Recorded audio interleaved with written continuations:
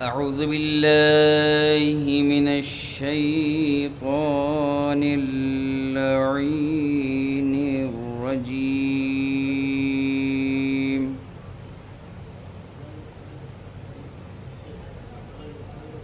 بسم الله الرحمن الرحيم.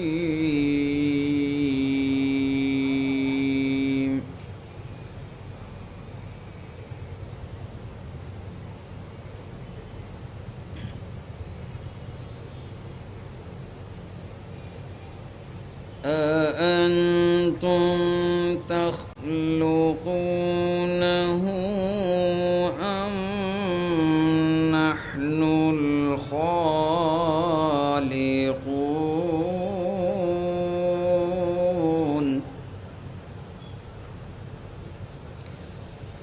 نحن قدرنا بينكم الموت وما نحن بمسبوقين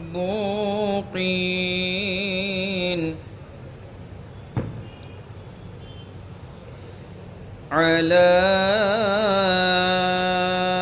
أن نبدل أمثالكم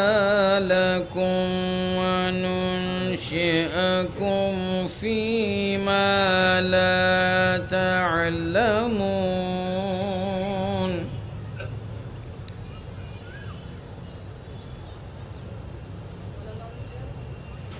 ولقد علمتم النشأة الأولى فلولا تذكرون.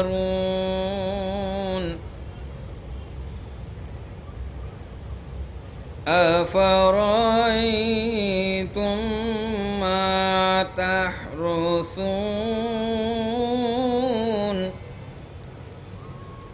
أأنتم تزرعونه أم نحن الزارعون؟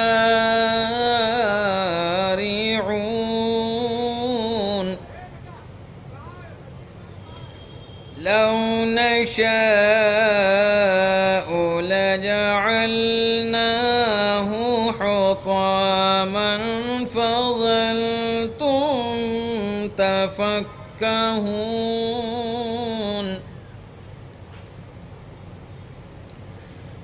إنا لمغرمون.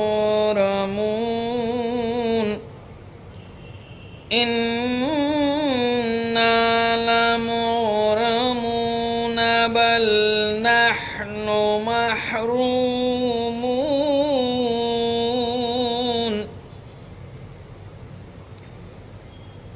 أفرأيتم الماء الذي تشربون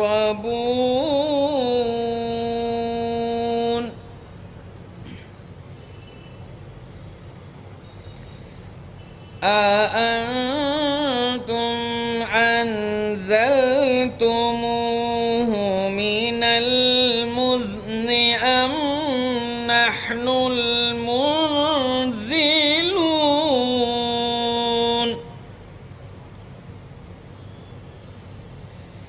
لو نشاء جعلناه أجاجا فلولا تشكرون.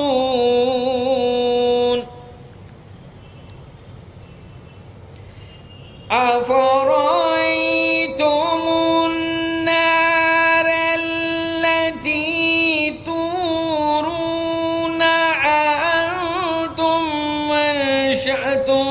شجرتها أم نحن المنشئون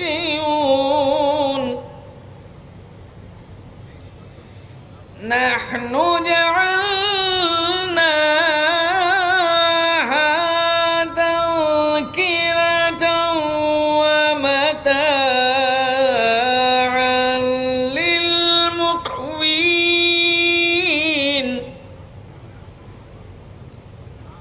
فسبح باسم ربك العظيم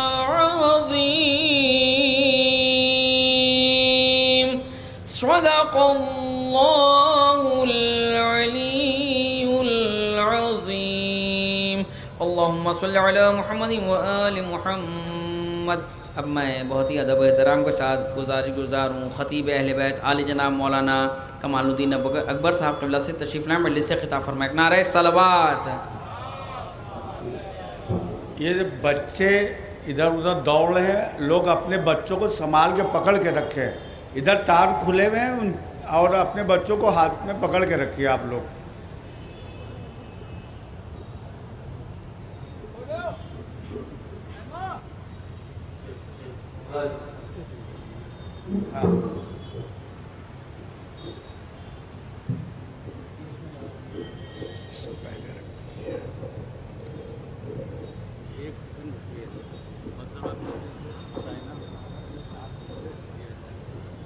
یہ ٹھیک ہے، ایک سیکنڈ ادھر سے اس تار کو پیچھے کر دیے، چینل سے بن سے آ رہا ہے۔ اچھا اچھا اچھا، یہ چار تار جو ہے دکھے گا نا۔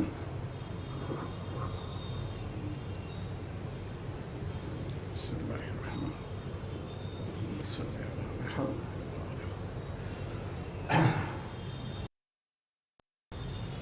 فاتحہ۔ بسم اللہ الرحمن الرحیم، رب العالمین الرحمن الرحیم مالک یوم الدین، ایاک نعبد و ایاک نستعین، اهدنا الصراط المستقیم، صراط الذین انعمت علیہم غیر المغضوب علیہم ولا الضالین، اللہم صل علی۔ بسم اللہ الرحمن الرحیم، لا حول ولا قوة الا باللہ العلی العظیم۔ اعوذ باللہ السمیع العلیم من الشیطان اللعین الرجیم، بسم اللہ الرحمن الرحیم، الحمد للہ رب العالمین، والصلاة والسلام علی سید الانبیاء والمرسلین، سیدنا و مولانا بالقاسم محمد وآلہ الطیبین الطاہرین المعصومین المظلومین۔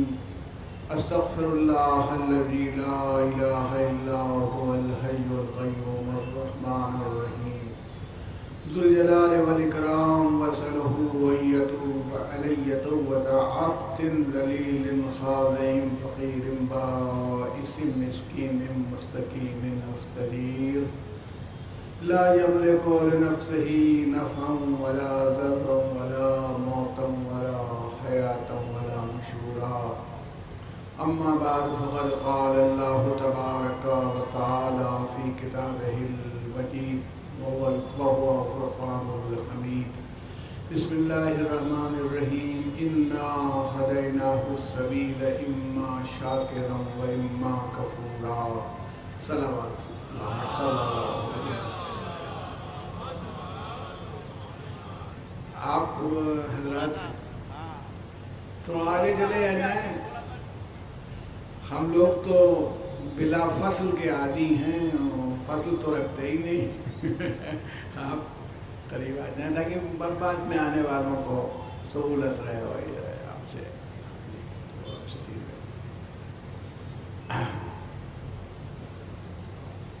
سب سے پہلے تو میں تمام معزز سامعین،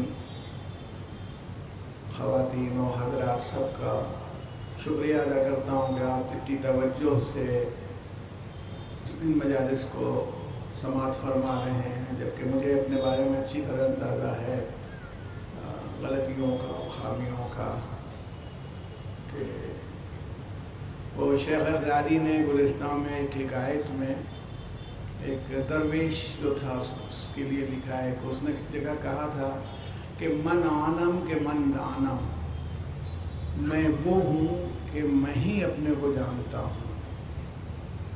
اور ایک قصہ میرے ساتھ پیش آیا، مولانا ذیشان حیدر صاحب قبلہ جوادی علی اللہ مقامہ بہت برجستہ بولتے تھے۔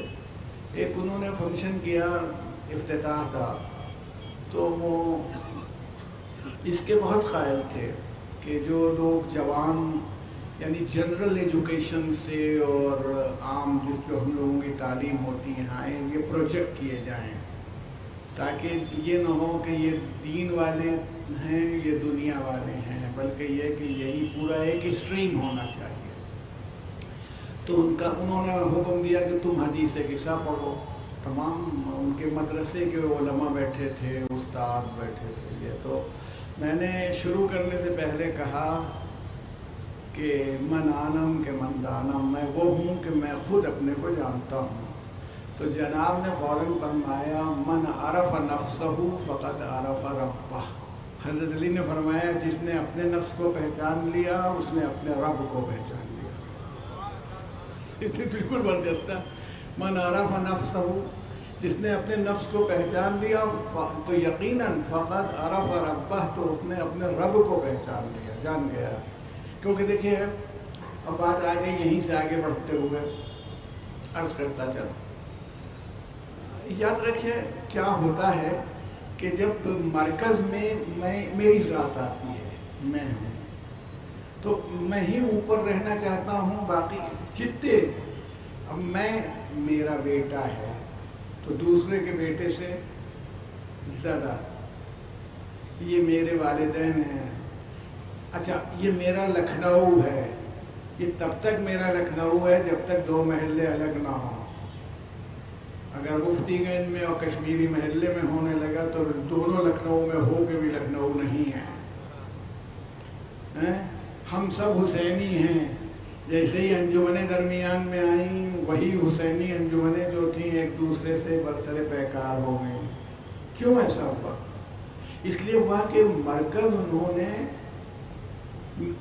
اس کو کس کو بنایا ہے؟ اپنی ذات کو بنایا ہے۔ اصلاً تو میں ہوں، میں، میری انجمن، میرا محلہ، میرا وطن، میرا ہندوستان۔ اور جیسے ہی مرکز میں اللہ آ جائے گا، رب آ جائے گا، توحید آ جائے گی، تو جس کا ہندوستان ہے جتنا، اسی اللہ کا یورپ بھی ہے، اسی کا آسٹریلیا بھی ہے، اسی کا امریکہ بھی ہے۔ جو لکھنؤ ہے، جیسا لکھنؤ ہے ویسا ہی کانپور ہے، اللہ ہی کا بنایا ہوا ہے، کوئی الگ سے نہیں آیا ہے۔ ابھی تو خیر دنیا ہے، اگر دنیا میں اور چاند میں ٹکراؤ ہو جائے تو دنیا بھی اسی نے بنائی ہے، چاند بھی اسی نے بنایا ہے، سورج بھی اسی نے بنایا ہے، کائنات کے ہر ذرے کو اس نے بنایا، اور ہم سے اور آپ سے تعارف میں کہہ دیا الحمدللہ رب العالمین، حمد کرو، اس کی تعریف کرو اللہ کی، اس کی پریز کرو کہ جو عالمین کا رب ہے۔ یعنی عالمین میں ایک عالم نہیں ہے، اتنی بڑی کائنات ہے، ماشاءاللہ تمام بافہم اور پڑھے لکھے لوگ بیٹھے ہوئے ہیں، آج تک دیکھی نہیں جا سکی ہے پوری، یعنی جہاں سے روشنی چلی ہے مگر دنیا تک پہنچی نہیں ہے۔ میں اکثر ذکر کرتا ہوں اور پھر اپنی حیثیت معلوم ہو جاتی ہے کہ اوقات کیا ہوتی ہے۔ ہم اپنی اس دنیا میں، میرے پاس 40 بیگھہ کھیت ہے، اور میرے پاس 10 ایکڑ زمین ہے، اور میرے پاس تو اتنے پیسے ہیں۔ آپ کی حقیقت یہ ہے، ہماری حقیقت یہ ہے کہ امام نے فرمایا کہ اللہ نے اتنے عالم پیدا کیے ہیں کہ جو تم دیکھ نہیں سکے۔ تو میں ایک مرتبہ ایک جگہ وہ تھا جو پلانیٹوریم کہلاتا ہے، تو وہ دیکھ رہا تھا، الہ آباد میں بھی ہے، جو آنند بھون ہے اس میں بھی ہے، بامبے میں ہے، یہ ہے۔ تو وہ جو کہکشاں کہلاتی ہے گیلیکسی، اب آپ اندازہ کر لیجیے گا، گیلیکسی جو کہلاتی ہے، اس گیلیکسی کا یہ حال ہے کہ کروڑوں گیلیکسیز ہیں۔ آپ کی وہ گیلیکسی جس میں یہ زمین، چاند، سورج آتا ہے، یہ ایک گیلیکسی ہے. بالکل ایسے ہی جیسے دنیا میں ہزاروں ملک ہیں، سینکڑوں ملک ہیں، ہزاروں شہر ہیں، انہی میں سے ایک لکھنؤ ہے، اسی میں سے ایک یہ والا شہر ہے، یہ اسی کیفیت. تو اس نے پلانیٹوریم میں بتایا کہ اگر لائٹ کی اسپیڈ سے فون ہو رہا ہو، اور لائٹ کی اسپیڈ بتائی کہ 1,86,200 میل یا اتنی تھی، 1,84,86,000 میل تو تھی ہی پر سیکنڈ جاتی ہے. جیسے آپ فون کرتے ہیں، جب یہاں سے تو دیر نہیں لگتی انگلینڈ تک پہنچنے میں، جس وقت واٹس ایپ پر کنیکٹڈ ہوں ٹائم نہیں لگتا، ہلو کہاں پہنچا، تو اتنا وقت لگتا ہے اس کو، لیکن وہ اتنا شارٹ ہوتا ہے کہ آپ اسے میجر نہیں کر سکتے. تو اس نے بتایا کہ اگر گیلیکسی کے ایک سرے سے گیلیکسی کے دوسرے سرے پر 2 آدمی بیٹھے ہوں اور فون لگائے ہوں، اور یہ صاحب بڑے مومن آدمی ہیں، انہوں نے السلام علیکم کہا، تو وہ جو سننے والے ہیں السلام علیکم، ان کو 1,00,000 سال لگ جائے گا. اتنا فاصلہ ہے کہ 1,00,000 اگر زندہ رہ سکیں، اور اگر وہ وعلیکم السلام کہیں تو اس کو 1,00,000 سال.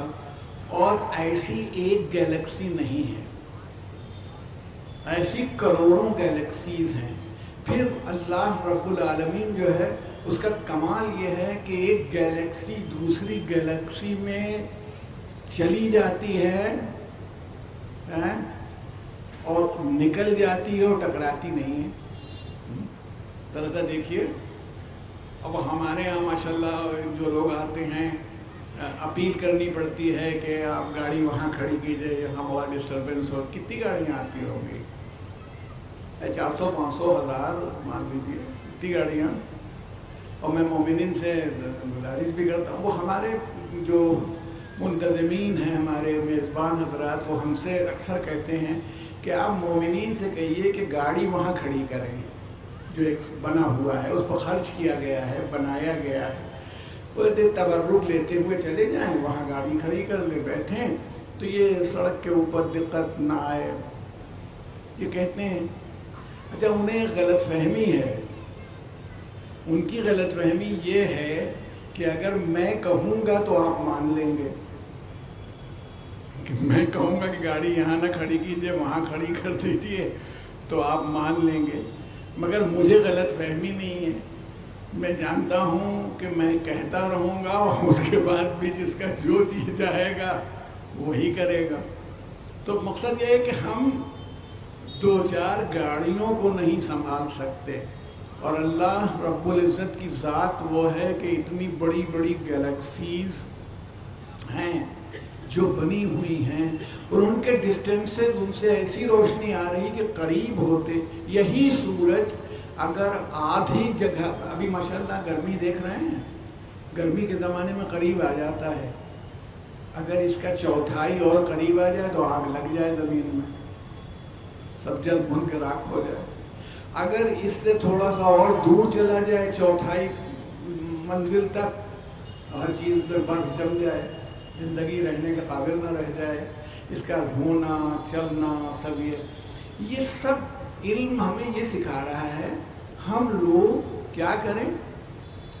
ہم لوگوں کو چاہیے کہ مرکز میں، سینٹر میں اللہ کی ذات کو رکھیں، توحید کو، اور اس توحید کو اس طرح رکھیں کہ ہم یہ جان لیں کہ اسی سے کنیکشن ہے نا، میری ذات نہیں ہے. جو کنیکشن ہے، جیسے میں نے آپ سے عرض کیا تھا، پھر عرض کرتا ہوں، انجمنوں میں ٹکراؤ اکثر ہو جاتا ہے، جوان ہوتے ہیں، جوش ہوتا ہے، محبت ہوتی ہے، اور کوئی وہ نہیں ہے کہ مطلب یہ کسی چیز پر یہ بات آ جاتی ہو. لیکن ایک بات یہ بتائیے کہ ایک دن وہ یہ طے کر لیں، مان لیجیے اپنی محبت نہیں، امام حسین کی محبت. اچھا، آپ میں بھی ہے، وہ سامنے والے سے مقابلہ ہو رہا ہے. یہ حضرت جون ہیں، اگر آپ کو خواب میں بھی دکھائی پڑ جائے تو قیامت آ گئی بس. ارے پوری شاید 2-4 پشتیں بتائی جائیں گی کہ ہمارے دادا نے جناب جون کی زیارت کی تھی خواب میں. امام حسین کے ناصر، غلام، سیاہ فام. لیکن دیکھیے مرکز میں امام حسین ہیں، ان سے کنیکٹڈ جتنے چیزیں ہیں، اگر ان کا روضہ ہے تو وہ بھی اہم ہے. بتائیے، میں ممبر پر چڑھا تو پہلے خاک لگائی، بوسہ دیا، تب ممبر پر آیا. لکڑی ہی تو ہے، کپڑا ہی تو ہے، بس نسبت اس سے ہو گئی ہے جس کی ذات اہم ہے. اپنے کو اگر سینٹر و مرکز بنائیں گے تو ٹکراؤ ہے، کانفلکٹ ہے. اگر اللہ کو مرکز بنا لیں، توحید کو مرکز بنا لیں، ٹکراؤ ختم ہو جائے گا. یہ جو لوگ بیٹھے ہوئے یہ کون ہیں؟ یہ سب اللہ کے بندے ہیں. یہ جو چیزیں اب میں آپ کے سامنے دیکھے لاتا ہوں جلدی جلدی ان مندروں کو. آج 4 تاریخ ہو گئی اور یہاں کے منتظمین بہت قاعدے سے کام کرتے ہیں کہ پڑھو، دیکھیں کتنا پڑھو گے، ہم تمہیں پڑھنے ہی نہیں دیں گے، شام ہو جائے گی. اگر لمبا بھی کرنا چاہو گے تو لمبا نہیں ہو پائے گا. آخر میں ایک بیریئر لگا ہوا ہے. تو میں اسی میں یہ کہہ رہا ہوں، آپ غور کیجیے گا، آپ کو اندازہ ہوگا ائمہ کی سیرت سے اور رسول اللہ کی سیرت سے آپ کو بہت سی باتوں کا اندازہ ہو جائے گا. وہ کوئی ایب نارمل نہیں ہے، بس صرف فکر کی بات ہے. یعنی جو وہ فکر پیدا ہو جائے تو بس پھر قیامت آ گئی. تو اللہ کو مرکز بنا دیا جائے. یعنی جتنے رشتے ہیں، یہ میری ماں ہے. کیوں میری ماں ہے؟ اللہ نے اس کو میری ماں بنایا ہے. وہ سوچ رہی ہے میرا بیٹا ہے. میرا بیٹا کیوں ہے؟ اللہ نے اس کو بیٹا بنایا ہے. امام جعفر صادق علیہ السلام کے زمانے کے واقعات میں ملتا ہے، ایک آدمی تھا، ایک انسان تھا جو عیسائی سے مسلمان ہو گیا. ٹھیک ہے، اس کو پسند آیا، مذہب آیا. اس کی ماں عیسائی تھی.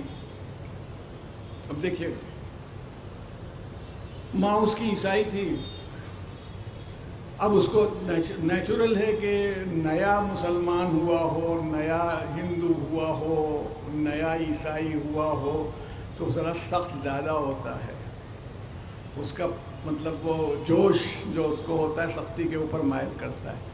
تو اپنی ماں سے مس بیہیو کرتا تھا. امام نے ایک دن ماں کی عظمت بتائی. وہی بیٹھا ہوا، کہا مولا مگر میری ماں تو مسلمان نہیں، کرسچین ہے، عیسائی ہے. تو میں اس کو، حضرت نے فرمایا ارے وہ عیسائی ہوگی مگر تیری تو ماں ہے. اللہ نے اسے تیری ماں بنایا ہے، اس نے زحمتیں اٹھائی ہیں. کیا میرے اوپر بھی ان کا ادب احترام واجب ہے؟ کہا ہاں بالکل واجب ہے. ان کے مذہب کو تم کہاں درمیان میں لا رہے ہو؟ کبھی اس کا بھی ذکر کرتا چل. واپس گیا، یہ مستند ہے، کوئی ایسا نہیں ہے. واپس گیا، اب اس کی تو دنیا بدلی ہوئی تھی. ماں کی بڑی خدمت کرنے لگا. اور یہ تو ماں نے اس کو توجہ سے دیکھا، کہ تم مطلب کچھ ذہنی طور پر ٹھیک ٹھاک ہو، طبیعت صحیح ہے، یہ کیا کر رہے ہو؟ کہا میرے مولا نے یہ کہا ہے کہ ماں کسی مذہب کی ہو، ماں ہے تو اس کا ادب و احترام ہونا چاہیے. تو اس لیے میں کروں. کہا یہ بتاؤ تمہارا جو تم کہہ رہے ہو، تم مولا جس کو بتا رہے ہو، وہ کیا کوئی نبی ہے، پروفٹ ہے، میسنجر ہے، اللہ کا رسول ہے؟ کہا نہیں وہ نہیں ہے. تو آخری رسول آ چکا ہے، وہ اسی کا جانشین و نمائندہ ہے. کہا اچھا اب بتاؤ وہ کیا کہتے ہیں، مجھے کلمہ پڑھاؤ. کلمہ پڑھاؤ. انہوں نے کلمہ پڑھایا، اس نے کلمہ پڑھا. اب مشیت خدا، رات میں اس کی طبیعت گڑبڑ ہونے لگی. پھر جگایا بیٹے کو، کہا بیٹا میں اب یہ میرا آخری وقت ہے، ایک بار پھر سے کلمہ پڑھا دو، میں دنیا سے رخصت ہو رہی ہوں. اب آپ نے دیکھا نا کہ جو محبت تھی اور خدا کی ذات درمیان میں تھی، تو وہ کس منزل پر آ گئی کہ ماں اور بیٹے کے رشتے کو مضبوط کر دیا. ورنہ یہی رشتہ کمزور ہو جائے گا. اگر میری ذات ہو تو جب تک ماں میری جیسی کر رہی میری ماں ہے. اگر میرا ہی رشتہ ہو کہ میرا بیٹا ہے تو جب تک بیٹا میرے والے پر راستے پر چل رہا ہے تو میرا ہے، نہیں تو میں اس کو ماننے کو تیار ہی نہیں ہوں گا. ایک صلوات بھیج دیں محمد و علیہ محمد. ارواح کا.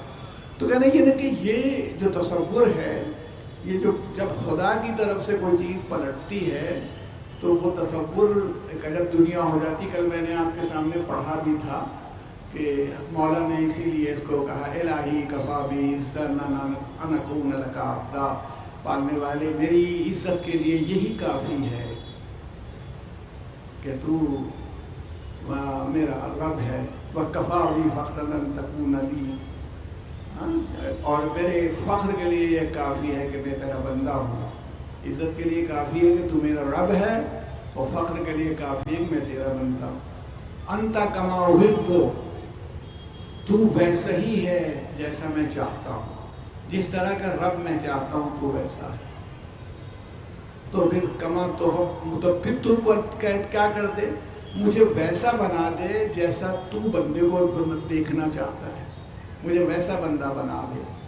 تو جب اللہ کی ذات درمیان میں ہوتی ہے تو یہ میں نے کہا رسول اللہ ہوں یہ ہوں، آپ کو کہیں نہیں ملے گا کہ ان کے کسی طرح کی سختی ہے، ٹکراؤ ہے، لڑنے والی بات آ رہی ہے، کوئی چیز آپ کو نظر نہیں آئے گی. وہ ہر جگہ. آپ بتائیے، میں آپ سے جلدی پوچھتا چلوں. جناب فاطمہ زہرا سلام اللہ علیہا سے زیادہ رسول اللہ کسی کو چاہتے تھے؟ نہیں. رسول اللہ جناب فاطمہ زہرا سے زیادہ کسی کا احترام کرتے تھے؟ دیکھیں بیٹی، میں آپ سے سچ کہتا ہوں کہ بھئی تاریخ میں بڑی بڑی بیٹیاں ملیں گی اور سنت پر عمل کرنے والے ملیں گے، لیکن کسی بیٹی کے آنے پر اس کا باپ کھڑا نہیں ہوا. یہاں تک کہ محبت حضرت علی نے کی جناب زینب و جناب ام کلثوم سے، مگر روایت نہیں ہے کہ جناب زینب آتی تھی تو حضرت علی تعظیم کے لیے کھڑے ہو جاتے تھے، مگر جناب فاطمہ آتی تھی تو تعظیم کے لیے کھڑے ہوتے تھے رسول، اور اپنی جگہ پر بٹھلاتے تھے. جس جگہ پر بیٹھتے تھے اسی جگہ پر رسول اللہ بیٹی کو بٹھلاتے تھے، اور جب تک بیٹھی رہتی تھی اپنی جگہ پر نہیں بیٹھتے تھے. یہ بیٹی کا تھا. مگر اب دیکھیے اس محبت کے چشمے کو دیکھیے. سن 7 ہجری میں تقریباً، شاید سن غلط ہو سکتا ہے، ایک آدھ سال ادھر، آپ کو ایک کنیز کی ضرورت تھی مگر ابھی تک نہیں دی تھی، اور اس لیے شاید نہیں دی تھی کہ جو فاطمہ زہرا کے لائق کنیز ہو وہ دی جائے. تو جب جناب فضہ آئیں اور جناب فضہ کو کنیز کی حیثیت سے جناب فاطمہ کے حوالے کیا، مجھے یاد دلانے کی ضرورت تو نہیں ہے آپ کو، رسول اللہ نے، حالانکہ ہوتا یہی جو اللہ کے رسول نے کیا اور کہا، مگر ہمیں نہیں معلوم ہوتا، ہم نہیں جان پاتے. کہا فاطمہ ایک دن گھر کا کام تم کرنا، ایک دن فضہ کرے گی. اب بتائیے، قیامت ہے. ہم تو اپنے یہاں جو نوکری کرتی ہے، نوکرانی ہوتی ہے، اس سے بھی نہیں کر سکتے. ابھی وہ میڈ ہے، گھر میں آتی، برتن دھوتی ہے، کھانا پکاتی ہے، کپڑے دھوتی ہے، جو ہماری بات طے ہے، ہم پیسے دیتے ہیں، روز کرتی ہے آگے کام، ہے نا. ماشاءاللہ اتنے لوگ بیٹھے ہیں، ہو سکتا ہے اکا دکا لوگ ہوں، کبھی کبھی سیرت ائمہ متاثر کر دیتی ہے. نوکرانی کے ساتھ بیٹھ کے کھانا کھایا ہے؟ نوکر کے ساتھ بیٹھ کے کھانا کھایا ہے؟ نہیں. اس کو زیادہ تنخواہ دے دو، گھر میں تبرک بہت آ گیا، دے دو، لے جائے، سامان لے جائے، یہ لے جائے، بیمار ہو گیا الگ سے پیسے دے دو، یہ سب ہوگا اسٹیٹس میں نہیں. اب ایک دن تم کرنا. اب آپ غور کر لیجئے، ابھی خالی روٹی تھوڑی پکانی ہے گھر میں جناب فاطمہ کی. ایک دن کپڑے تم دھونا باری پر اپنے، پھر تمہارے کپڑے جو ہیں، یعنی اکیلے اپنے نہیں دھونا ہے. فضہ جب تمہارے کپڑے دھوئے گی تو تمہیں بھی فضہ کے کپڑے دھونے ہیں. آج فضہ کی باری نہیں ہے تو فضہ آرام کریں گی، تم کام کرو گے. یہ وہ محبت ہے جو خدا کی ذات سے رسول اللہ کنیکٹ کروا رہے ہیں، اور اسی محبت کا نتیجہ ہے کہ فضہ آخر تک ہٹی نہیں. نہ سیری کے زمانے میں، نہ شام میں، نہ کربلا میں، نہ کسی جگہ، ہر جگہ آپ کو جناب فضہ کی یہ کیفیت دکھائی پڑتی رہے گی. یہ بہت بڑا کمال ہے نا. اب مطلب وہ محبت کو کر رہا ہے.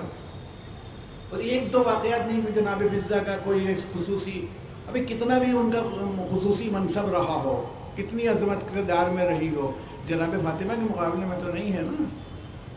حضرت علی علیہ السلام کے واقعات میں آپ ملتے ہیں. جناب قمبر آپ کے غلام ہیں. غلام کے ساتھ کیا ہوتا ہے بتائیے ہمیں. غلام ایک پراپرٹی ہوتی ہے، جیسے آپ اپنی بکری و بکرے کو بیچ دیتے ہیں ویسے غلام خریدا و بیچا جاتا ہے. پراپرٹی ہے. یہ تو اسلام نے اس کے اسٹیٹس کو اتنا بلند کیا ہے، ورنہ غلام کو تو لوگ قتل بھی کر دیتے تھے، مار ڈالتے تھے، یہ تمام چیزیں ہوتی تھیں. تو غلام ہے. اب حضرت علی کے یہاں دیکھیے بہت مشہور واقعات میں سے، بازار گئے ہیں کوفے کے زمانے میں، جب آپ حاکم کوفہ ہیں، بازار کی طرف گئے، 2 کپڑے خریدے ہیں. ایک 5 درہم کا خریدا ہے اور ایک 7 درہم وہاں کا سکہ ہے چاندی کا. 5 درہم کا کپڑا لیا اور 7 درہم کا. 7 والا حضرت علی نے جناب قمبر کو دے دیا، 7 درہم والا 5 والا رکھ لیا. حضرت علی لکھنؤ کے نہیں تھے. پہلے آپ یہ لے لیجیے حضور، ایسے نہیں تھا. جو صحیح بات ہوگی جیسے ہی اس کو دیا، وہ غلام بھی مزاج شناس تھا امیر المومنین کا. انہوں نے کچھ نہیں کہا، انہوں نے اپنا والا بڑھایا کہ مولا آپ یہ والا پہنیے، میں یہ پہن لوں گا. اب میں ہماری طرح کے لوگ ہوتے کم ظرف تو کہتے نہیں، میں نے طے کیا ہے کہ غلاموں کے اسٹیٹس کو بلند کروں گا، اور تم چونکہ غلام ہو تو تمہاری بلندی کے لیے کہ تم اچھا پہنو، میں خراب پہنوں، یہ سب میں کہتا. اور جب یہ کہتا تو اچھے کپڑے پہن کے بھی اس کے پاس سے احساس غلامی نہ جاتا، بلکہ بڑھ جاتا کہ میں غلام ہوں. مطلب مان لیجیے جج صاحب جب آتے ہیں الہ آباد ہائی کورٹ اور لکھنؤ بینچ میں، ماشاءاللہ کورٹ والے بھی بہت بیٹھے ہوئے ہیں یہاں، تو وہ جو ان کا چپراسی ہوتا ہے ہائی کورٹ وغیرہ میں تو بڑا زبردست وہ لگائے رہتا ہے، یہ والا تکمہ اور یہ والا بالکل ہے، لیکن وہ اس کا جو لباس ہے وہی اس کی کمتری کا احساس اس میں پیدا کیے رہتا ہے کہ ہم چپراسی ہیں، یہ جج صاحب ہیں، ہے نا. امیر المومنین نے جو بات قمبر سے کہی، قیامت کی بات کہی، کہا تم جوان ہو، میں بوڑھا ہو گیا ہوں. جوانوں کو اچھا کپڑا وپڑا پہننے کا شوق ہوتا ہے، یعنی غلامی کا تو کہیں سے ذکر بھی نہیں آنے دیا. کمال امیر المومنین کا. یہ کیسے؟ انہوں نے محبت میں اپنی ذات کو معیار نہیں رکھا ہے، مرکز نہیں رکھا ہے، اللہ کو معیار رکھا ہے. پروردگار عالم معیار ہے، اور اللہ جو چاہتا ہے وہ کرنے کو تیار ہیں. اب جلدی وہ کیا بتائیں، بہت سی باتیں، واقعات. معصومین کی تو پوری زندگی ہی ہے. ماشاءاللہ آپ پڑھتے بھی رہتے ہیں اب تو واٹس ایپ پر، دوسری جگہوں پر بھی بہت. بسم اللہ، تشریف لے آئیں، آگے آ جائیں، آ جائیں.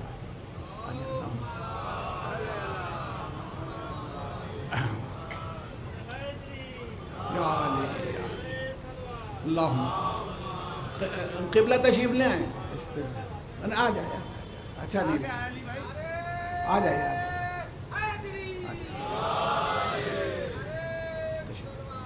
اللہم صلی علی محمد وعلی. نہیں ارے آ جائیں، جگہ ہے یہاں بھی آگے بہت جگہ، آپ تشریف لائیں. اچھا نہیں لگتا، آپ آئیے. اب میں ٹھیک سے پڑھ نہیں پاؤں گا، یہ آ گئے ہیں تو سمجھیے مجلس ہو گئی.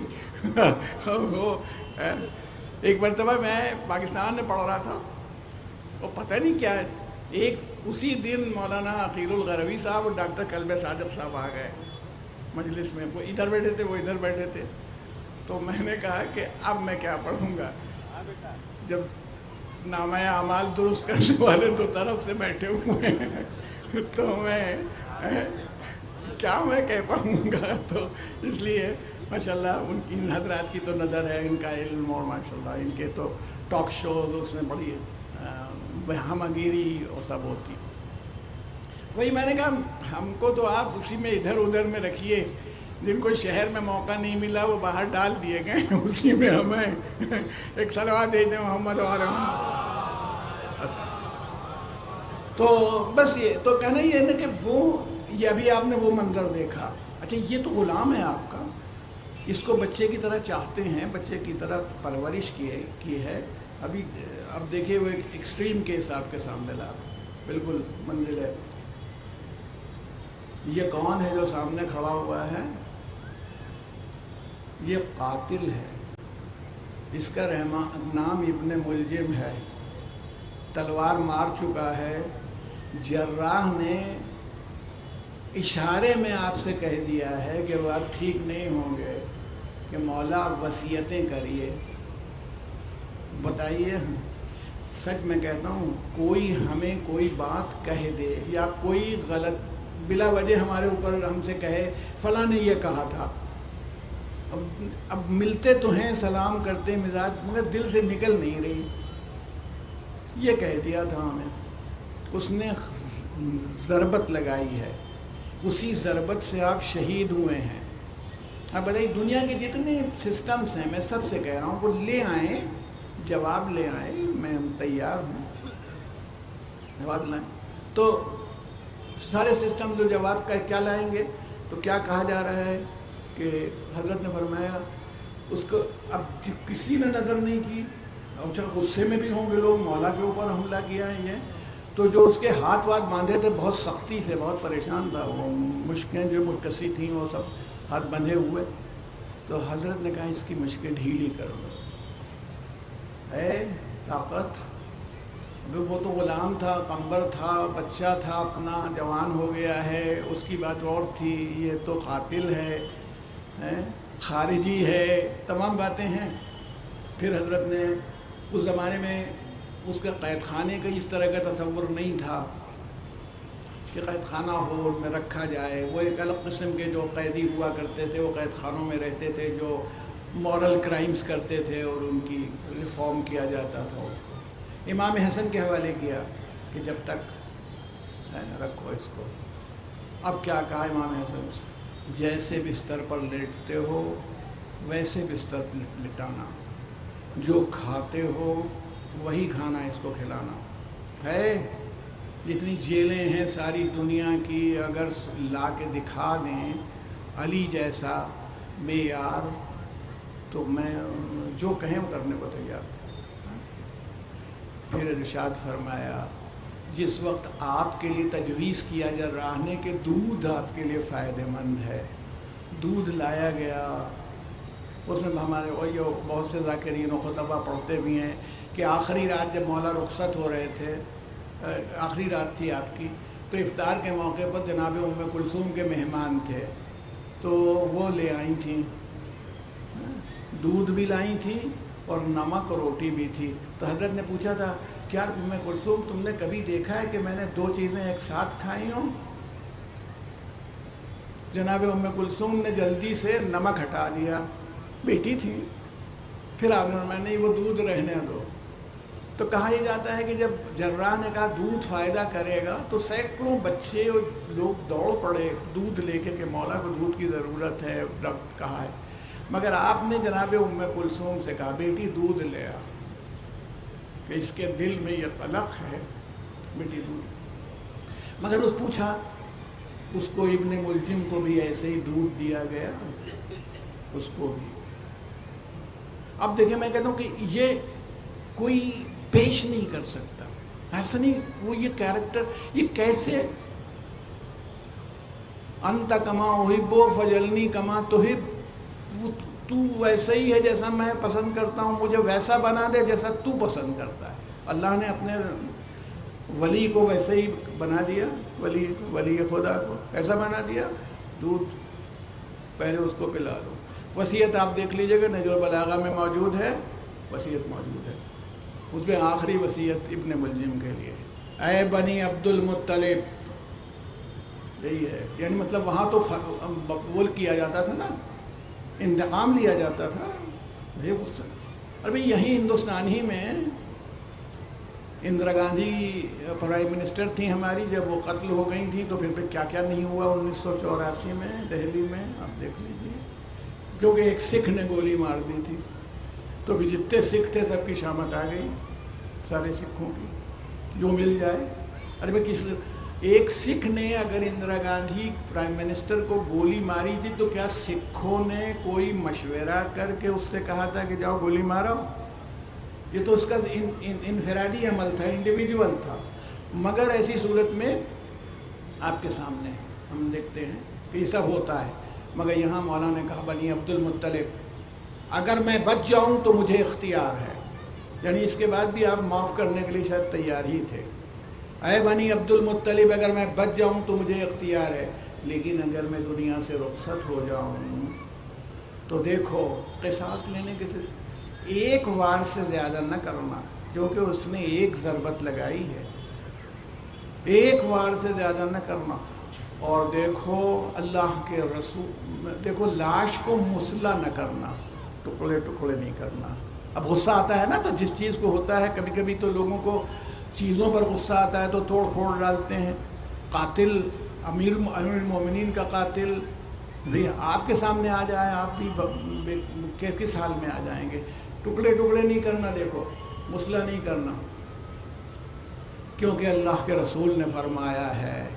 اب اللہ کے رسول کی شان دیکھو کہ اگر پاگل کتا بھی ہو کاٹنے والا، اسے مارنا پڑ جائے تو مار دو ضرورت کے پیش نظر، مگر لاش کو مسلح نہیں کرنا، لاش کے ٹکڑے ٹکڑے نہیں کرنا.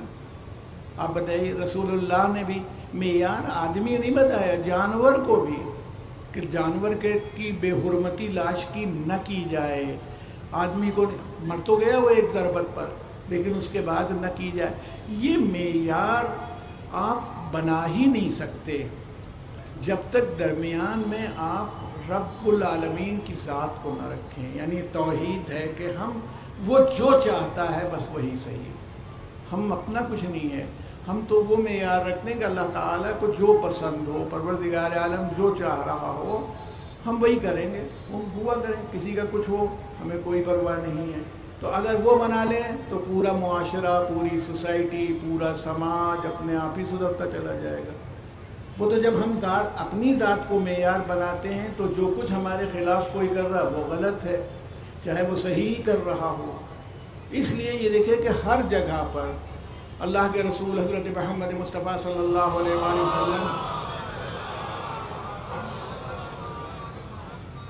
بہت مشہور جگہوں پر ہے کہ کسی اول تو یہ کہ رسول اللہ نے کوئی جنگ شروع نہیں کی، خود سے لڑائی نہیں اسٹارٹ لے لی کہ جاؤ لڑنے لگے ہوں، حملہ کر دیا ہو. وہ تو آخری منزل پر ہوتی ہے. کیونکہ دیکھیے اسلام کا ایک اصول ہے جو ماشاءاللہ عالم دین تشریف فرما ہے، آپ کے سمجھانے کے لیے جو ان لوگوں سے سنا وہی بتائے دیتے ہیں اور کہہ دیتے ہیں کہ سلم سے نکلا ہوا ہے، صلح سے نکلا ہوا ہے. یعنی مسلم کو صلح پسند ہونا چاہیے. اسلام وہاں سے نکلا ہوا لفظ ہے. ایمان امن سے نکلا ہوا لفظ ہے، پیس، شانتی. تو مومن کو گویا ہم کہیں ہندی میں شانتی پریہ ہونا چاہیے، برداشت ہونی چاہیے اس میں. تو نہ اسلام، اسی لیے کہا جاتا ہے کہ اسلام جیو اور جینے دو کے اصول پر چلتا ہے. لیو اینڈ لیٹ لیو، زندہ بھی رہو اور دوسروں کو زندہ بھی رہنے دو. بلکہ اتنا ہی نہیں، یہ آپ غور کیجئے، یہ کہیں بھی نہیں. رسول اللہ صلی اللہ علیہ وسلم نے فرمایا دیکھو وہ کچھ بچے تھے کسی جنگ میں، کسی جگہ لوگوں نے حملہ کیا تھا اور پھر ڈیفنس میں اسلام والے جو تھے وہ گئے اور اس ڈیفنس کے نتیجے میں کچھ بچے گرفتار ہو گئے. بچے کون تھے؟ مشرکوں کے تھے، یعنی نان بلیور، جو نان مسلمس ہیں ان کے بچے تھے. تو یہ لوگ لانے میں بڑی سختی سے لا رہے تھے ان کو. کچھ جب سختی سے لاتے ہوئے پیغمبر نے دیکھا تو کہا کیا کر رہے ہو؟ انہیں ڈانٹا کہ ان بچوں کے ساتھ کیا کر رہے ہو اس طرح سے کہیں. انہوں نے کہا یہ مشرکین کے بچے ہیں. تو رسول اللہ نے کہا تم بھی مشرکین کی اولاد ہو، اپنے باپ دادا کو یاد کرو. آج تم مسلمان ہو، تمہارے باپ مشرک ہی تھے. تو تم آج اس مشرک کو برا سمجھ رہے ہو تو وہ مشرک کو برا نہیں، وہ بچہ ہے، بچے کا لحاظ ہونا چاہیے. اچھا میں نے کئی مجلسوں میں جناب بلال کا تذکرہ شاید کیا ہے. تو جناب بلال کو رسول اللہ کتنا چاہتے تھے، کتنا پسند کرتے تھے. جب سفر کرتے تھے تو سواری میں ہم سفر بلال ہوتے تھے. کبھی اونٹ پر رسول اللہ بیٹھ جاتے تھے، کبھی بلال باری باری لمبے سفر میں جاتے تھے. کھانا جو رسول اللہ کا ہوتا تھا وہ بلال کا کھانا وہ ایک ساتھ یوں دبائے رہتے تھے تھوڑا سا کھانا کہ جب ضرورت ہوگی تو رسول اللہ کی خدمت میں پیش کریں گے. اتنا چاہتے تھے. ان کو پہلا مؤذن بنایا. کسی نے کچھ کہا انہوں نے ان کی مؤذن ہونے کو ختم نہیں کیا. یہ ساری باتیں آپ سنتے رہتے. جنگ خیبر میں کچھ جب عورتیں گرفتار ہو گئیں، کچھ لوگ گرفتار ہو گئے اور کچھ یہ وہی بچے وہ نہیں دھیان دیا جناب بلال نے. کوئی ایسی وہ بات نہیں تھی. وہ لا رہے تھے رسول اللہ کے پاس سے، اس طرف سے لے کے آئے جدھر ان لوگوں کی لاشیں پڑی ہوئی تھیں. ان لوگوں کی کسی کا بھائی ہے، کسی کا چچا ہے، کسی کا باپ ہے. حالانکہ زیادہ لوگ قتل نہیں ہوئے تھے خیبر میں. مان لیجیے 10-12 لاشیں پڑی ہیں. ان کے درمیان سے لے کر کے آئے تو جو لوگ آئے تھے ان کے چہروں کے رنگ اڑے ہوئے تھے. مان لیجیے کہ آدمی اپنے کسی مرحوم کو دیکھ لے اور پھر اس حالت میں کسی مرنے والے کو دیکھ لے کہ وہ قتل ہوا ہے، زخم پڑ لگا ہوا ہے، تو چہرہ متغیر تھا. چہرے کی عجیب حالت تھی. تو جب یہ دیکھا، چہرے کے تغیر کو دیکھا جیسے ہی، تو رسول اللہ نے پوچھا کیا حال ہے ان لوگوں کا؟ تو ان لوگوں نے کہا کہ ہمیں ادھر سے لایا گیا جدھر وہ اسلام دشمن تھے نا سر. مرحب انتر یہی لوگ تو تھے جن کی لاشیں پڑی تھیں. کہا کہ جو جدھر سے ہم لائے گئے ادھر ان کی لاشیں پڑی تھیں اسی وجہ سے. تو رسول اللہ نے بلال رضی اللہ تعالیٰ عنہ کا اتنا خیال کرتے تھے، مگر کیا کہا، تیرے سینے میں دل نہیں ہے. جناب بلال سے کہہ رہے ہیں تیرے سینے میں دل نہیں ہے کہ تو ان عورتوں اور بچوں کو ادھر سے لے آیا. یہ کون سوچ سکتا ہے؟ کون سوچ سکتا ہے؟ وہ ویسے ہی سوچ رہے تھے جیسے دنیا سوچتی ہے. اسی طرح سے ان کا غور و فکر ہے، اسی طرح سے ان کی بات ہے. بس آپ کی رحمت تمام کرتے ہوئے کہنا چاہتا ہوں، اگر غور کیجیے گا.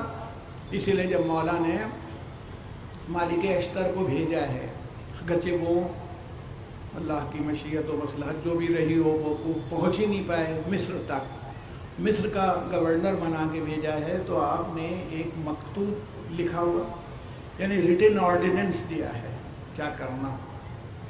اس میں پورا مضمون ہے. جسٹس سبا راؤ سپریم کورٹ کے چیف جسٹس تھے، مشہور ہے، بڑی بڑی شخصیات کا کہ ان کے سراہنے رکھا رہتا ہے وہ جو ان کے ڈائریکشنز ہیں.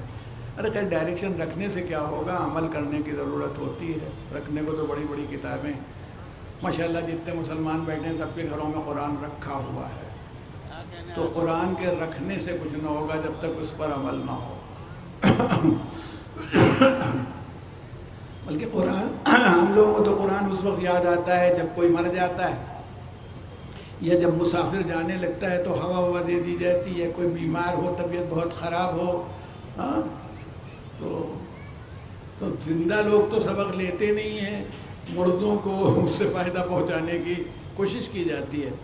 تو بہرحال وہ میں نہیں کہتا، لیکن جناب مالک اشتر سے کیا فرمایا روانہ کرتے وقت اس میں ایک جنرل بات کہی. گورنر جا رہا اس کا مطلب آپ کی نظر کیا ہے؟ آپ کی نظر خالی یہ نہیں کہ میری کمیونٹی، میرے لوگ نہیں، اللہ کی مخلوق نظر میں ہے. جناب مالک اشتر سے کہا دیکھو تم ایسی جگہ جا رہے ہو وہاں کچھ لوگ یعنی عقیدے کے اعتبار سے تمہارے بھائی ہیں، وہی عقیدہ ان کا ہے جو تمہارا ہے. انما المؤمنون اخوہ قرآن کہہ رہا ہے، وہ بھی عقیدہ ہے. اور کچھ لوگ وہ ہیں جو عقیدے میں بھائی نہیں ہیں، جو خلقت میں، کریشن میں تمہارے ہی جیسے ہیں. یعنی ان کے بھی آنکھیں ہیں، ان کی بھی ناک ہے، ان کے بھی کان ہیں، وہ بھی ایسے ہی سوچتے ہیں. ٹھیک ہے، ان کے بلڈ گروپس بھی یہی ہیں جو تمہارے بلڈ گروپس ہیں. یوں میں کہوں اپنی زبان میں. تو خیال رکھنا کہ پھاڑ کھانے والے نہ بن جانا. بس اب آ گیا. ہم کو ایسے گورنر نام نہاد مسلمانوں میں ملے ہیں جنہوں نے 50-50 40-40 حافظان قرآن کو غصہ آنے پر کھڑے کھڑے قتل کروا دیا. حجاج ابن یوسف کے قصے بیان کروں تو پتہ نہیں کتنی مجلسیں ہو جائیں جس میں اس کے ظلم کی داستانیں ہوں کہ وہ کیا کرتا تھا. کہاں مولا کہہ رہے ہیں دیکھو اس کا خیال رہے. اور ایک عجیب بات کہی جو ساری حکومتوں کے لیے، جو ساری حکومتیں اگر خیال کریں تو بہت سے مسائل حل ہو سکتے ہیں. ارشاد فرمایا دیکھو رعایا سے اتنی ہی وفاداری کی امید کرنا جتنا ان کے ساتھ تمہارا سلوک ہو. جیسا تمہارا سلوک ہو ویسی ہی وفاداری کی امید کرنا. یہ تم کرو کہ تم ظلم کرو اس کے بعد چاہو کہ تمہاری رعایا حتلی کہتے ہیں وفادار رہے، یہ نہیں ہو پائے گا. ان سے ویسی وفاداری کی امید کرنا. میں یہ کہہ رہا ہوں کہ یہ اسلام کا وہ مشن ہے جو امام حسین علیہ السلام کی تحریک میں ہر جگہ دکھائی پڑتا ہے کہ آپ نے یہ مقصد نہیں ہے کہ آپ لڑنے کے لیے پہنچ گئے ہیں کہ بس جنگ ہو جائے اور قابو پا لیا جائے اور قتل کر دیا جائے تو پھر اس کے لیے لشکر جمع کیا جائے. تو یہ ممکن بھی نہیں تھا اور آپ نے کیا بھی نہیں. لڑائی کو آپ نے آخری منزل تک اوائڈ کیا، کانفلکٹ اوائڈ ہو جائے. مگر یہ بھی نہیں ہو سکتا کہ باطل یا ست جو ہے، فالسہڈ جو ہے، اس کو سپورٹ کیا جائے. یہ بھی نہیں ہوگا. اب یزید جیسا آدمی، میں ذکر کل کیا تھا آپ سے، یزید جیسا آدمی ہو، اس کی بیعت کر لی جائے، اس کی اتھارٹی کو تسلیم کر لیا جائے، اس کو نمائندہ رسول مان لیا جائے، یہ بھی نہیں ہو سکتا. تو امام حسین علیہ السلام نے وہ کربلا میں پیش کر کے نمونہ سب کے سامنے دکھا دیا کہ سب لوگ دیکھ لیں. اور بس جلدی میں آپ سے کہتا ہوں کہ امام علی مقام نے کتنی لڑنے کی جگہیں چھوڑ دی. مدینے میں لڑ سکتے تھے، آپ کے پاس اچھی طاقت تھی. بھائی ولید کی کیا حیثیت تھی؟ مکے میں جب حاجی آئے ہوئے تھے کچھ ان کو مطلب استغفر اللہ میں سے سمجھانے کے لیے کہہ رہا ہوں، اکسایا جاتا، پرفر بندے رسول کے ساتھ یہ کیا جا رہا ہے، یہ کرو وہ کرو وہ کرو، کھڑے ہو جاتے. لیکن آپ نے مدینے کی حرمت بچائی، مکے کی حرمت بچائی، چلے. کوفے اس لیے جا رہے تھے کہ وہ لوگ کہہ رہے تھے ہماری اصلاح کے لیے آئیے، اور امام نے کہا تھا، لوگ پوچھتے تھے آپ کیوں جا رہے ہیں؟ تو کہتے تھے کہ اپنے جد کی امت کی اصلاح کے لیے جا رہا ہوں. یہ کہیں نہیں رہے تھے حکومت. ان کا کوئی مطالبہ یزید سے دولت کا نہیں تھا، کوئی مطالبہ تخت کا نہیں تھا، تاج کا نہیں تھا، زمین کا نہیں تھا، کوئی چیز نہیں تھی، کوئی مطالبہ نہیں تھا. امام کے لیے انہوں نے خود ہی فرما دیا امام وہ ہے جو خوشنودی الہی کا خیال رکھے، اس کی ذات. امام وہ ہے اس کے لیے یہ خالی نہیں ہے بلکہ وہ حق کو دوست رکھتا ہو، قرآن کے مطابق عمل کرتا ہو، قرآن کا پابند ہو، وہی امام ہو سکتا ہے. ایسا آدمی راستے میں جناب مسلم کی شہادت کی خبر ملی. اچھا یہ میں کہوں کہ اگر آپ یہ سوچیں تھوڑے سے لوگ تھے، کمزور تھے، تو یہ کمزوری پھر عاشورے کے دن دکھنی چاہیے کہ امام حسین پریشان ہیں معاذ اللہ، اور عاشورے کے دن نظر آنی چاہیے یہ کمزوری کہ وہ ہے کہ مطلب وہ تو نہیں ہے. ہم کہہ رہے ہیں تمام مومنین جو ہیں ماشاءاللہ. ابھی بات ہو رہی تھی کچھ لوگوں میں کہ یہ بھی بس حل مسائل ہو جاتے ہیں. یہاں پر ہماری سبیل لگتی تھی، اب وہ جگہ پر سبیل لگا رہے ہیں. ہم ٹھیک ہے، صحیح بات ہے کہ ہماری لگتی تو ہماری لگنا چاہیے، یہ بھی ہم کہہ سکتے ہیں. لیکن جب امام حسین وہ زمین خرید چکے تھے 60,000 درہم میں، تو کسی کو کیا حق ہے کہ وہ کہے کہ یہاں پر نہیں آپ کا ہونا چاہیے، خیمہ وہاں پر ہونا چاہیے. اور آپ کے ساتھی کہہ رہے ہوں کہ مولا ابھی تو یہ 1000 ہیں، 2000 ہیں، لوگ برابر کیے دیتے ہیں. ابھی جو 30-35 سے ٹکرانے کی طاقت رکھتے تھے، 1000 والوں کی کیا حیثیت تھی ان کے مقابلے میں؟ تو 1000 آدمی جو ہیں ان سے نپٹ لیں گے ہم لوگ، یہ وہ کہہ رہے تھے. تو امام نے کہا نہیں. شب عاشور بھی ملتا ہے کہ جب جناب مسلم ابن اوسجہ سائدی نے یہ فرمایا، جو رسول اللہ کے بھی صحابی تھے، تو جناب مسلم ابن اوسجہ بڑے اچھے تیر انداز تھے، شمر دکھائی پڑ گیا تھا، وہ بدتمیزی کر رہا تھا دوسری طرف کھڑا ہوا ہے نا، وہ دکھائی پڑ گیا. تو جناب مسلم نے فرمایا مولا میری تیر کی زد پر ہے اور بڑا دشمن ہے، وہی قاتل ہوا امام علی مقام کا، مار دوں. امام نے فرمایا میں جنگ میں ابتدا نہیں کرنا چاہتا، باطل کی حمایت بھی نہیں اور جنگ میں ابتدا بھی نہیں کروں گا. بس جب یہ تھا انہوں نے جو امام نے کہا اس پر ایمان لے آئے. روز عاشورہ بھی اس کی تفصیل اور بھی بتاؤں گا آپ کو. لیکن آپ نے دیکھے لڑائی نہیں شروع کی, اونٹ پر بیٹھے, قرآن سامنے رکھا, دعوت دی, اپنا رشتہ یاد دلایا, میں کون ہوں, کیوں آیا ہوں, واپس جانے کو تیار ہوں, اگر تم اصلاح اپنی نہیں چاہتے تو مجھے, مطلب یہ سب تمام باتیں. وہ کہتے تھے بیعت کیوں نہیں کر لیتے, تو حضرت باطل کی حمایت کیسے کرتے ہیں, بیعت کیسے کرتے ہیں؟ تو آپ نے کہا, فرمایا نہ غلاموں کی طرح اپنا ہاتھ تمہارے ہاتھ میں دوں گا, نہ بزدلوں کی طرح سے تمہارے سامنے سے بھاگوں گا. تو بھاگوں گا بھی نہیں اور ہاتھ بھی نہیں دوں گا. اور اس کو آخر میں آپ نے ثابت کر دیا. اس کو شاعروں نے کہا ہے, چھری پر جبر کی جب صبر کا لہو ٹھہرا, حسین سارے زمانے کی آبرو ٹھہرا. امام عالی مقام اس منزل پر آئے, اس کیفیت میں آئے. بس چند جملے مصائب کے, اور آپ کی رحمت تمام, کیونکہ میرے گھڑی کے حساب سے میرے 12-13 منٹ ہیں. تو میں آپ سے کہنا چاہتا ہوں, حالانکہ خواتین سے میں بہت معذرت خواہ ہوں, تو پہلے بھی وہ کہہ چکی ہیں کہ زیادہ مصائب پڑھیں, تو مگر میں کبھی کبھی سوچتا ہوں کہ شاید ہے, پڑھنا چاہیے مجھے, ایسا نہیں ہے. مگر امام کی تو حدیث ہے جو چھٹے امام سے آئی ہے کہ حضرت نے فرمایا لا یذکرنی مومن الا بکا, کوئی مومن میرا ذکر نہیں کرے گا, میرا نام آئے گا وہ رونے لگے گا, ہے نا.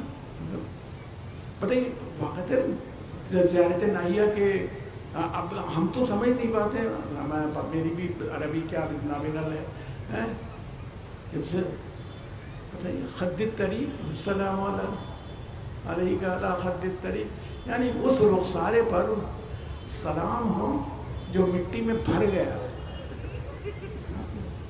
مگر آسانی سے نہیں بھر گیا. علی الشیب الخضی, جس کی داڑھی سیاہ ہو گئی, تو اس گاڑی خون آلود ہو گئی, کہا جا رہا ہے, خلاف مہذب ہو گئی اس سے, جس کا سر منہ کے نیزہ پر آ گیا. امام فریاد کر رہے ہیں, مولا اپنے جد کے لیے فریاد کر رہے ہیں کہ جس کا جنازہ کندھوں پر نہیں اٹھا. آپ تابوت اٹھاتے ہیں, یہ مجمع تابوت اٹھاتا ہے اور تابوت لے کے چلتا ہے, اور اس کے لیے شان ہے کہ اپنے مولا کا, اور ایک تو نہیں, اتنے تابوت تو دنیا میں کسی کے اٹھے ہی نہیں آج تک جتنے امام حسین کے جتنے کا. مگر امام فرماتے ہیں جس کا تابوت کاندھوں پر نہیں اٹھا, تیروں پر اٹھانا تھا, تیروں پر معلق رہا, جس کا تابوت, جسے کافور نہیں ملا, جس کے لیے خاک کربلا کافور ہو گئی. امام زیارت ناہیہ میں فرمان, جس کی قبر چھوڑ کے چلے گئے لوگ, نہیں ملی, جس کو چند اہل قریہ نے آ کے, ماشاءاللہ مجمع جاتا ہے, کتنے لوگ زیارت کرنے کے لیے جاتے ہیں اور کربلا سے کفن لے کے آتے ہیں, متبرک ہے یقیناً, بلکہ کفن کسی کو تحفے میں دیں تو خوش نہیں ہوگا, لیکن اگر کربلا کا کفن ہو تو خوش ہوگا میرے مولا کا. مگر میں کہتا ہوں کہ کربلا سے کفن لانے والوں اور کربلا کا کفن دینے والوں, ایک بات یاد رکھنا, امام فرماتے ہیں سلام ہو اس کے اوپر جس کو کفن نہیں ملا, جس کو اہل قریہ نے کھجور کی چٹائیوں میں لپیٹ کے دفن کر دیا. امام کا کفن کھجور کی چٹائیاں تھیں جس میں لپیٹ کر کے امام کو دفن کر دیا گیا, ان کے لیے سلام کیا جا رہا ہے. مگر اسی میں جو جملہ ارشاد فرما دیا وقت قیامت کا جملہ ہے کہ جسے قبر جس کی نہیں آ رہی تھی, جس کی قبر ہر مومن اور مومنہ کے قلب میں بن گئی, ہر مومن اور مومنہ کے قلب میں قبر حسین موجود ہے. ارباب کرم, ہے نا, تو وہ جذبہ جو خدا کی طرف جاتا جب پلٹ جائے, اس کے ذریعے سے, حسین کے ذریعے سے آئے, تو اس کی شان یہی ہوتی ہے. اب میں آپ سے کہتا ہوں, آج چوتھی محرم ہے اور عام طور پر اصحاب کا ذکر ہوتا رہتا ہے, تو بس وہ آج کل جناب اولا محمد سے متعلق تاریخ ہوگی, اس میں مصائب ان کے ہوں گے, تو میں آپ سے یہ کہہ رہا ہوں کہ ذرا سا غور کر لیجیے گا. کربلا میں میرے مولا نے دل کلیجہ نکال کے رکھ دیا ہے. شب عاشور جب یہ بات فرمائی, جیسے میرے ناصر, جیسے میری نصرت کرنے والے, ایسے ناصر, ایسی نصرت کرنے والے نہ میرے نانا رسول اللہ کے تھے. جب بہت سے لوگ اس میں ناراض ہونے لگتے ہیں میں کہتا ہوں ناراضگی کی بات نہیں ہے، بات مولا یہ فرما رہے تھے کہ یہاں کوئی ایک اپنی جگہ سے ہلا نہیں، وہاں پر ابو ذر غفاری تھے، سلمان فارسی تھے، مقداد تھے، عمار تھے، مگر ایسے بھی تھے کہ جن کے لیے قرآن میں پورا سورہ منافقون موجود ہے کہ یہ آپ سے کہتے ہیں کہ آپ اللہ کے رسول ہیں، بے شک آپ اللہ کے رسول ہیں، مگر یہ منافق جھوٹے ہیں، تو وہ بھی تھے۔ حضرت علی کے اگر کہا جائے ویسے ناصر کہاں تھے؟ خوارج کھڑے ہو گئے صفین کی معرکے میں، امیر المومنین کے خلاف قرآن جب بلند کر دیا گیا ادھر سے، تو وہ خود کہنے لگے یہی لوگ جو آپ کے ناصر بن کے گئے تھے کہ آپ صلح کر لیجئے، اور مولا کو مالک اشتر سے کہنا پڑا، وہ کہہ رہے تھے بس چند قدم کی بات ہے، میں سر لے کے آتا ہوں۔ تو فرمایا تم کیا چاہتے ہو، میں قتل کر دیا جاؤں؟ ایسے ناصر تھے۔ امام حسن کے ناصروں کو اگر دیکھا جائے تو ان کے ناصر اسی طرح کے تھے کہ انہوں نے خود آپ کے اوپر خنجر مارا جس سے آپ کے پائے مبارک میں زخم آ گیا، کئی مہینے علاج ہوا۔ حسین ابن علی کے ناصر کیسے؟ میں اپنی بیعت اٹھائے لیتا ہوں، اس رات کی تاریکی میں جہاں جاؤ چلے جاؤ، میں نے بیعت اٹھا لی، رات کی تاریکی میں جاؤ چاہے جہاں چلے جاؤ، اور کوئی جانے کو تیار نہیں۔ آپ نے کہا اچھا چراغ گل کیے دیتا ہوں، روشنی ختم ہو جائے، تاکہ روشنی اس لیے بھی ختم ہو جائے کم سے کم آنکھوں کی وجہ سے ہو کہ نظر پڑ رہی ہے تو کوئی آنکھ پر نہ ہو، نہیں گیا کوئی، مطلب یہ ہے۔ حسین ابن علی کا کمال یہ ہے جو واقعی کسی کو نہیں حاصل ہوا۔ آپ نے جنگ نہیں شروع کی اور ادھر سے بہت سے لوگ ادھر آ گئے جس نے آپ کی فتح کا اعلان کر دیا، جنگ سے پہلے ہی آپ کی فتح کا اعلان ہو گیا۔ ہر کا آ جانا، ہر کی طرح بہت سے لوگوں کا آ جانا، لیکن اب شب عاشور آپ نے یہ کہا ہے، اور یہ دیکھیں تجربہ ہوتا ہے نا۔ کبھی کبھی میں سوچتا ہوں شب عاشور جب امام تقریر کر چکے اور سب لوگوں نے کہا مولا ایسا کیسا ہو جا سکتا ہے، وہ تفصیل اس وقت ممکن نہیں ہے، اور خیمے کے اندر واپس آ گئے اور خیمے میں بیٹھے تو جناب زینب کی آواز میری، ایک غلام کھڑا ہوا ہے یا ایک ناصر کھڑا ہوا ہے، کوئی وہ باہر کھڑا تھا، جناب زینب کی آواز سنائی پڑی جو کہتی بھیا آپ نے اپنے ناصروں کو آزما لیا ہے، کیا آپ نے اپنے ناصروں کو آزما لیا ہے؟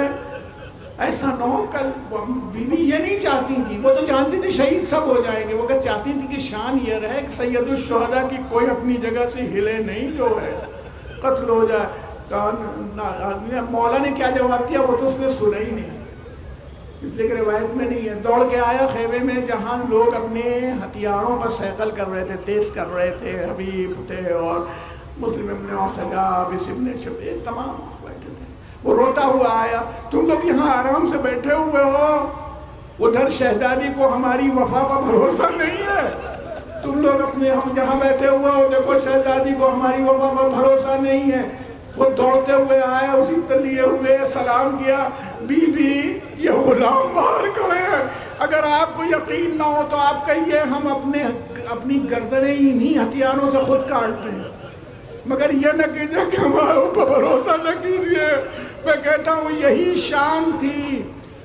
شان تھی کہ جس کے سبب سے ناصروں نے گوارا نہیں کیا کوئی پیچھے ہٹ جائے، نہ وہ غلاموں نے گوارا نہیں کیا کہ پیچھے چلے جائیں۔ تمام روایات خود امام کے غلام نہیں اور ناصروں کے غلاموں نے بھی گوارا نہیں کیا کہ وہ پیچھے چلے جائیں، سب اپنی جگہ پر ہیں، بلکہ خواتین جو کربلا میں تھیں انہوں نے بھی گوارا نہیں کیا۔ ایک ناصر 11 سال کا بچہ ہے، آپ سنتے رہتے ہیں، 11 سال کا بچہ نکلا، جانے لگا، دوڑتا ہوا جا رہا ہے، اس کی سمجھ میں بھی نہیں آیا، اجازت لے، امام نے کہا اس بچے کو روکو، ضائع ہو جائے گا، 11 سال کا بچہ کیا لڑے گا، تلوار ایسی ہے جو زمین میں خط دیتی چلی جا رہی ہے، کمر میں بندھی ہوئی ہے، سر پر خود، کیسا آیا ہوگا، دوڑ رہا۔ امام نے فرمایا یہ کون ہے؟ اتنے لوگوں میں نہیں پہچانا، بچہ تھا، اور بچہ کیا کہہ رہا ہے، شان دیکھیے، یہ میرے بابا کا لاشا پڑا ہے، میں اسی کا بیٹا ہوں، یہ میرے بابا کا لاشا پڑا ہوا ہے، میں انہی کا بیٹا ہوں۔ کہا بس تو تم واپس چلے جاؤ، تمہاری ماں کے لیے تمہارے باپ کا غم بہت کافی ہے، ان کے حق و ثبات کے لیے بہت کافی، واپس چلے جاؤ۔ انہوں نے کہا مولا مگر یہ تلوار میری ماں نے باندھی ہے، یہ سر کے اوپر میری ماں نے مجھے سجاوٹ کی ہے، میں جا رہا ہوں۔ اور ادھر سے بی بی کہہ رہی ہیں مولا یہ میرے غریب کا ہدیہ ہے، اسے رد نہ کیجئے، اسے رد نہ کیجئے، جانے دیجئے۔ یعنی اس کا جذبہ اس خاتون کا اتنا شدید تھا کہ امام نے اجازت جہاد دے دی۔ بچہ لڑتا کیا، لوگ ظالم تھے، بچے نے جنگ شروع بھی کیا کی ہوگی، اسے قتل کیا، اور وہ لوگ بھی دیکھ رہے تھے اس منظر کو، ظالم بھی دیکھ رہے تھے۔ انہوں نے اس کا سر اٹھا کر کے اسی خیمے کی طرف بھیجا، پھینکا جدھر ماں موجود تھی، بس ادھر سر پھینکا، ادھر ماں نے سر اٹھایا، بوسہ دینا، ماں کا دل تھا، خواتین تشریف فرما ہے، بوسہ دینا شروع کیا۔ میں کہتا ہوں جب مولا آپ کہہ سکتے ہیں جیسے ناصر میرے ویسے کسی کے نہیں، تو جیسی بیویاں میرے ساتھ آئی ہیں خواتین ایسی کہیں نہیں گئیں۔ اور اس نے سر کو پوچھا، بوسہ دیا، اس کے بعد پھر لشکر یزید کی طرف پھینک دیا۔ ہم جو خدا کی راہ میں صدقہ کر دیتے ہیں وہ واپس نہیں کرتے۔ سيعلم الذين ظلموا أي منقلب ينقلبون إنا لله وإنا إليه راجعون۔ الہی بحق الزہرا وابیہا وبالہا وبنیہا اللہم اغفر للمؤمنین والمؤمنات والمسلمین والمسلمات الاحیاء منہم والاموات تاب بیننا وبینہم بالخیرات انکا مجیب الدعوات انکا علی کل شیء قدیر۔ آپ حضرت سے التماس ہے کہ ایک مرتبہ سورہ فاتحہ کی تلاوت فرما کر کے نواب سعادت علی خان مرحوم، ان کے اجداد، ان کی اولاد تمام کو ہدیہ فرما دے، اور جو مومنین و مومنات اس وقت موجود ہیں ان کے بھی تمام مرحومین و مرحومات کو جو نہیں آ سکتے کو ہدیہ کر دیں۔